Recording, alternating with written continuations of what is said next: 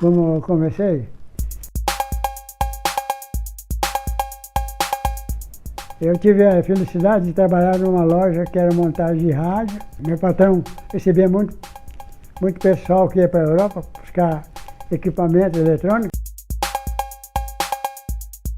E com aquilo de ir lá com ele, desmontar os aparelhos e tal, depois ele começou a fabricar aparelhos para vender para os clientes também. Com aquilo nós fomos montando. O primeiro baile meu foi no edifício Martinelli. Foi uma domingueira, numa noite assim de São João.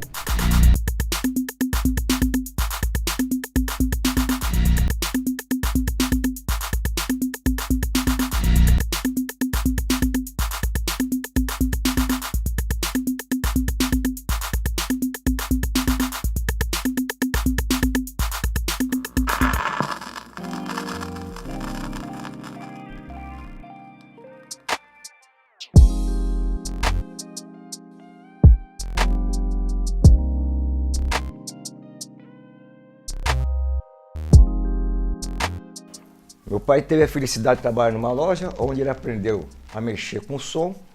Ele montou um aparelho pequeno para tocar na vila. Depois surgiu esse convite, ele foi tocar no Prédio Martinelli.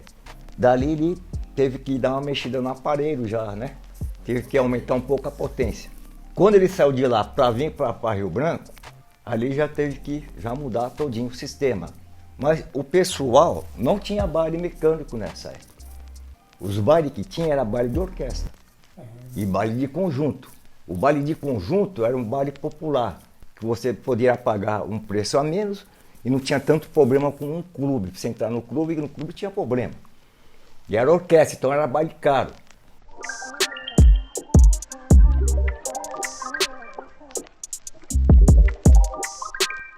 A gente fazia as domingueiras. E ali foi que começou a vir o pessoal, o grupo de pessoal breque que começaram a vir. Porque era um equipamento de som mecânico, né? E principalmente quando eu estava em prédio que tinha segundo andar, chamava muita atenção. Muitos dançarinos sabiam que era eu que estava fazendo a festa por causa da música. Porque daí vieram as outras equipes, né? Mas eles conheciam minhas músicas e o equipamento. Então aquilo foi assim, crescendo. Começou o baile mecânico, a história do baile mecânico e a figura do maestro mecânico que era o discotecário. Hoje DJ, né? Na época também chamava discoteca também. Então se chamava o maestro mecânico que dirigia a orquestra mecânica, que era os aparelhos eletrônicos. Então era uma orquestra invisível. Inicialmente meu companheiro falou, olha, inicialmente não vamos tocar com a cortina aberta não, cortina fechada. A gente iniciava o baile, tocando as músicas, depois de um tempo a gente ia abrindo a cortina, né? O pessoal vê que era mesmo uma festa com baile mecânico, né? Com toca-disco. E isso aí foi repercutindo muito. E o que o pessoal falou, pai? O pessoal deu uma bronca no senhor lá quando fez o mix? Como é que foi, pai? Não, acharam ruim de ter aquelas músicas, né? Na sequência, porque já tinha um espaço, né? De uma música para outra, e era exatamente o espaço para troca de dama e cavalheiro, né? Dar oportunidade para todo mundo dançar. Então aquilo ficou muito, assim, muito rápido. Rápido.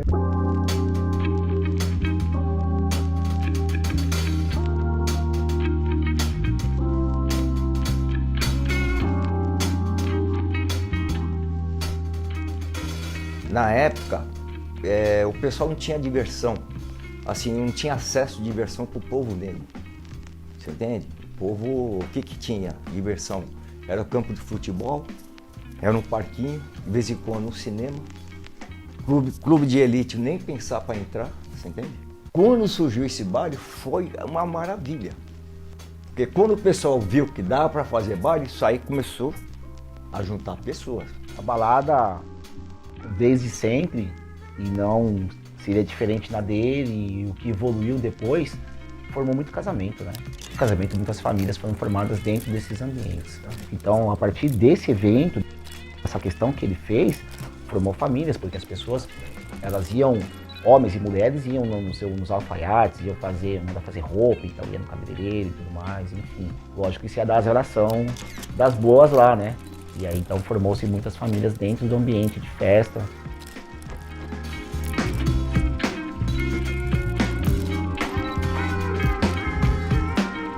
Quando ele começou essa história, ele tocou de 1958, já ativamente, até 1968. Em 68 ele encerrou essa história, dele particularmente, ele já tinha os meus irmãos, né? Ele foi cuidar da família, era realmente, ele sempre foi assim, família, foi cuidar da família. Ele só veio voltar depois de 1968, ele só veio tocar novamente em 2003. De 2003 para frente, ele voltou a ter essa atividade através do livro, né, do Todo DJ Já Sambou, da Cláudia Seff, da escritora Cláudia Seff, que é onde projetou essa história e colocou ele no cenário, no devido lugar. Mas aí, por exemplo, de 68 que ele parou, o meu irmão começou a tocar em 75, mas aí tem toda uma história para que chegasse ali no contexto dele, e com a idade de 15, 16 anos, e eu mais ou menos também com a mesma idade, 14, 15 também, 87, 88, comecei. Então foi bem distante, tocar junto mesmo, nós vamos começar, a primeira discotecagem de pai e filhos foi em 2008. Em 2008, nós todos juntos em 2008. Aí, a partir de lá, realmente, aí começamos projetos juntos, e depois projetos que teve pai, filho e o neto já, tudo. Meu pai me ensinou, passou assim, algo assim de som, de mexer com som, disco, compor disco, aquela coisa toda, né? E em casa tinha um aparelho do meu pai, ainda atual, daquele antigo, só que reformado. Então quando meu pai saía para trabalhar, eu pegava e ligava esse aparelho de som, com mau cuidado, para não quebrar agulha, não queimar a válvula, ligava e ficava treinando lá. Aquele aparelho bom, aquela coisa toda. Então eu já estava afiado, né? E fui aprendendo com isso, mas o aprendizado mesmo, que assim, como tinha festa de família, ou então alguma festa que eu ia, sempre estava do lado da discoteca, para ver como os caras tocavam, o que eles tocavam e como é que era a seleção. E também como estou falando da dança, que a gente queria aprender a dançar também, para você não ficar... Naquela época chamava nego rock, nego boy, nego pop. Não sabe dançar samba, não sabe dançar rock, não sabe fazer nada. Meu irmão é um ícone pra mim. Como meu pai é o mastro, né? Então eu queria fazer tudo que ele fazia.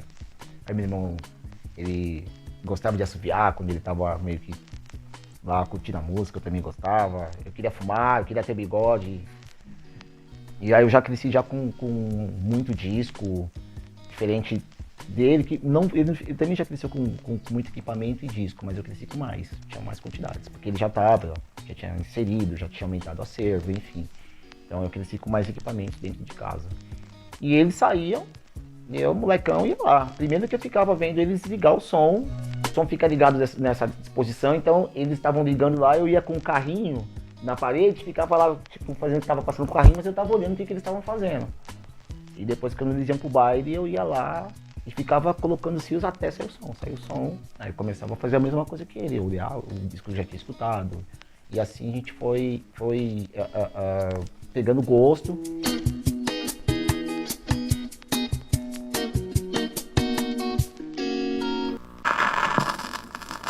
Trouxe meu irmão para o movimento do DJ, né, discotecário, né? Ele tinha essa aptidão para isso, né? Isso é coisa de família, né? Porque eu sempre gostei disso, de disco, de música, né? Meu pai tinha lá os aparelhos que fazia as festas, né?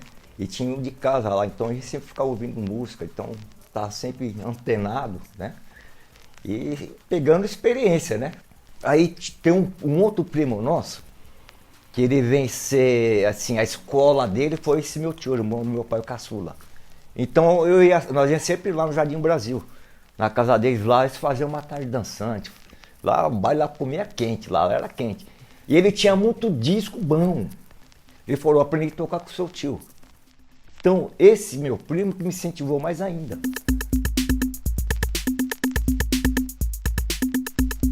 Nas famílias, em casa, sempre tinha um irmão, um primo, que tinha um aparelho, tinha uns discos.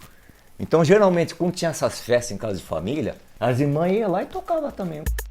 Se de repente não tiver eu, não tiver meu irmão, acontecer alguma coisa, as primas e as irmãs, elas vão lá e tocam. Melhor que nós.